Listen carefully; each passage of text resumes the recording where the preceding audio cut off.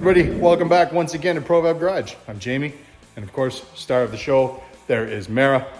And today I want to start working on the underside of the car, get everything seam sealed, welded, primer seal. We're gonna get the paint and the rock guard on, gonna get it all pretty looking, sealed up, strengthen it up. I've got my Canadian supplier that got me the Dana 60.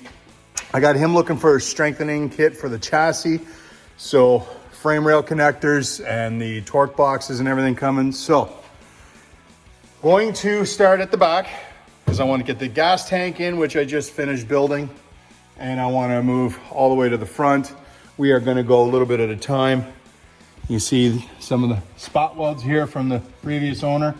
And we're going to dress those nice. We're going to add some more spot welds everywhere. And like I said, seam sealer. We're gonna get this looking real nice and coated in bed liner, protect it, and make it look good. So yeah, I got brake lines to put in, so I'm looking forward to doing all this stuff now. And of course the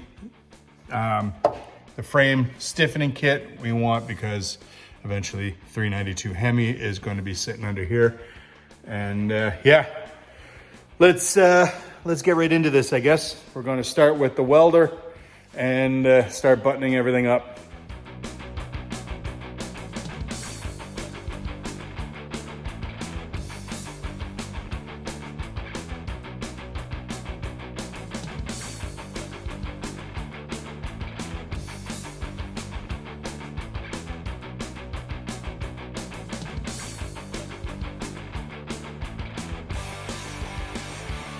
Another thing that's been bugging me for a while.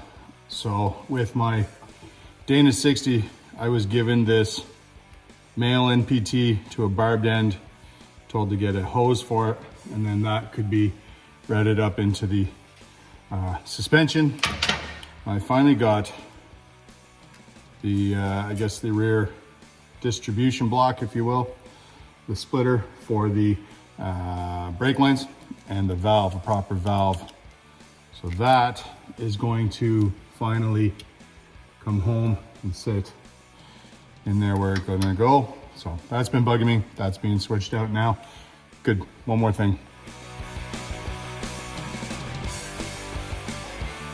There you go, nicely done.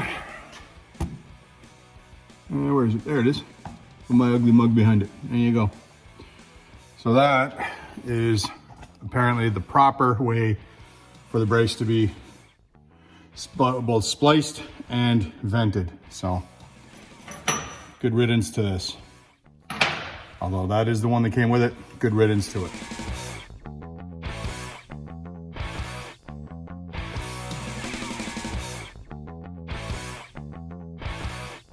All right, seam sealers applied, smoothed out, easy to do with a bag. I didn't have a brush. Normally I would paint it, but I have expensive brushes for work. I don't have a cheap brush to use to this to throw out. So little plastic bag, finger, smooth it out. It's still a little ugly, but that's okay. It'll be hidden by the gas tank and whatnot. So now I'm gonna let this dry, cure up for maybe a day or so, and then I will clean and epoxy seal this. So see you tomorrow, but in a second for you. All right, it is the next day. This has set up and it's like rubbery right now. So I am going to, with a mix of sanders and hand sanding, I'm going to clean up all of this, scratch it up so the paint will adhere to it, use some self-etching primer, and we'll start getting this pretty looking.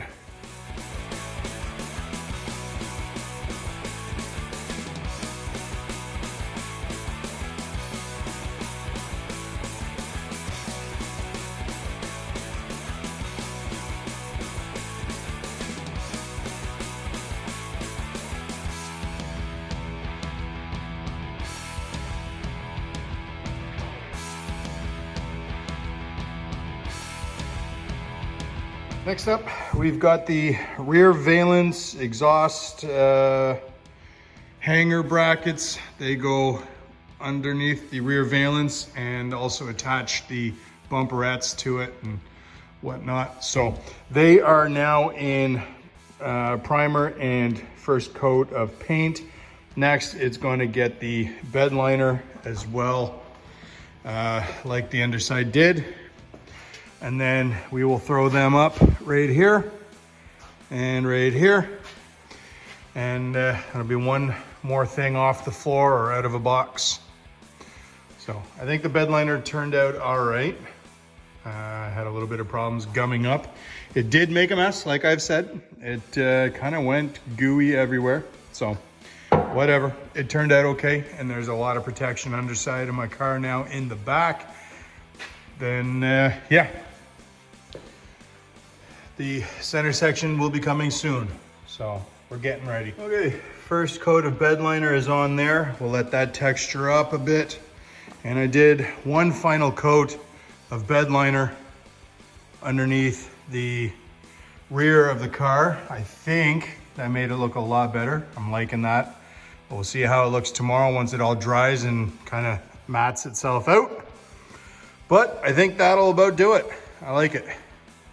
Lots of protection all the way through the trunk pan, the extension area, and all the way in above the axle. So that is done. We'll get a photo and a slight update tomorrow morning. See how it looks then. Okay, I like that. They're looking pretty good. A little bit of texture on them. That should be good there. I think that was 2 or 3 coats. And I think this is looking much better now. Really happy with that. All right, I'm gonna throw these things up on there. All right, pretty straightforward. Find the side this goes on. This goes to the middle. This goes over the frame rail. And from what I believe Steve told me, this was originally designed possibly to be for a tie down when they're transporting. Anyways, up underneath, or I guess on top of the rear valence, that'll get bolted together with a nut and a bolt here, and then 2 big bolts through there. Locate the hole in there and bolt it home. I'm not doing any welding on that, just bolt it on and get this I guess the rear bumperette secured. So there we go. I'll get the other one on and that'll be the end of that. Guys, so there is the underside of the trunk finished. So you see there's a bit of a textured kind of look to that. You saw welding, you saw the seam sealer, the primer, the self-etching primer first, and then the bed liner. Now this stuff made a mess, but yeah, it ended up kind of failing. I got a new one, it worked better, and it's taking a little bit to dry, but I think that looks real nice, and that should be nice and durable once it is fully cured. So that part is done, but don't worry, the section right through the middle here is coming soon. Like I said before, I bit the bullet and I reordered the chassis stiffening kit, level 1. It's got the 4 torque boxes and the frame connectors. So that should be another week or so, I believe, and that'll be in. It is killing me how expensive these parts are for this with my stupid government and their tariffs and all that garbage. But anyways, I think it was $693 for the parts, $75 almost for shipping. And then I got the phone call again that UPS wanted more shipping. It was another $35. So with the conversion to Canadian dollars from American, that was now 1,044 plus another 50 they wanted. And then it hit my border, cleared customs, and get a load of this.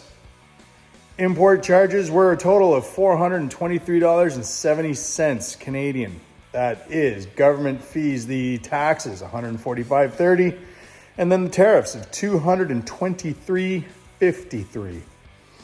And then UPS brokerage fees, they were $48.56, and another tax on top of that of $6.31. So I am now all said and done, just for a chassis stiffening kit, I am at almost $1,500. It's ridiculous. But it is something I need to do. It is something that I, someday take off on the line. I don't want the car to go, right? So stiffening this up. We are still going to be working on this too. My next video is going to be this whole middle section with the torque boxes and everything, welding all that in. And then I'm going to move back to the front. I'm going to finalize all of the front suspension, and I've got a lot of parts to put in. I've got this I'm going to be cutting. So this beautiful tank will be going in soon enough. Lots to do. So guys, I hope you all stick with me. And as always, thank you for watching. Check me out on Instagram at provibe_garage. And I hope to see you all in the next video.